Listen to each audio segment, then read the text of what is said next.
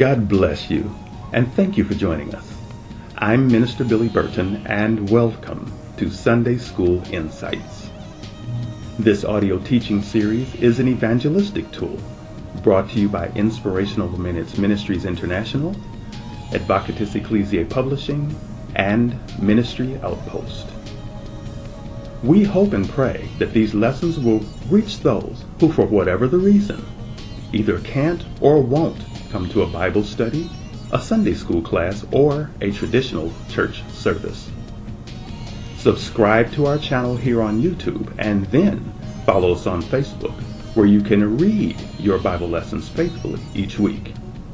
Our Facebook link is conveniently posted below. Our background music, Worlds Away, is provided by the artistic genius of J Man at www.ourmusicbox.com. Again, we thank you for joining us, and Sunday School Insights begins now.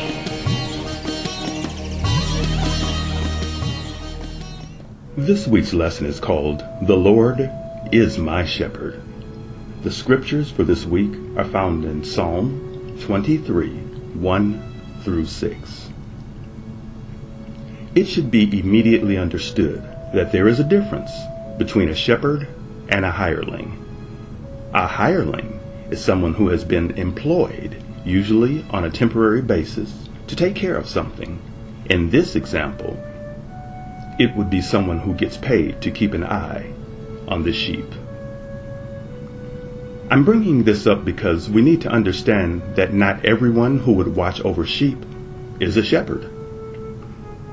A hireling is working for money or pay, but if any sign of danger arises, he or she will take the money and run because they don't have a real love for the sheep and would not be willing to risk or give their life to protect them. However, a shepherd, as described in this week's lesson, is much more than a hired hand. When you get a chance, please read John 10, 9 through 14. David, the writer of the 23rd Psalm, was a devoted shepherd himself, so we can conclude that he knew what he was talking about when he referred to the Lord as his shepherd.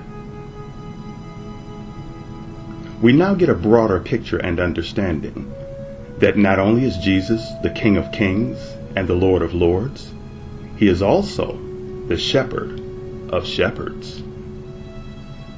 Now, it is true that David would not have known Jesus in the flesh, because as we see, this lesson is placed about 1000 BC, or 1000 years before Christ.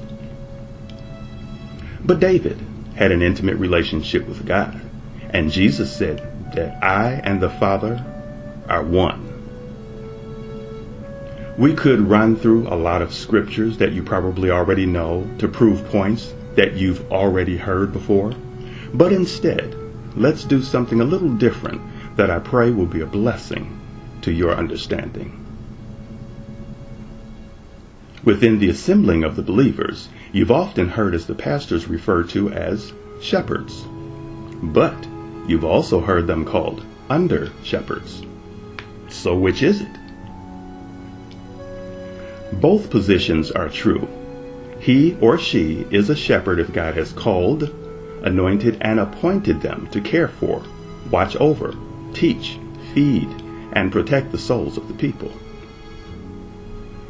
The lesson points out that two of the most important duties of the shepherd are to make sure that the sheep have food and water. Food isn't just for taste, it's for nourishment. And water? Well, water sustains life while it also helps to keep us clean and fresh. Being an under-shepherd means that your position and responsibilities are never greater than the King of Kings, Lord of Lords, and Shepherd of Shepherds. Jesus is the Good Shepherd who supplies all of our needs, not man. And this lesson helps us to see that even shepherds need to be led and fed by God.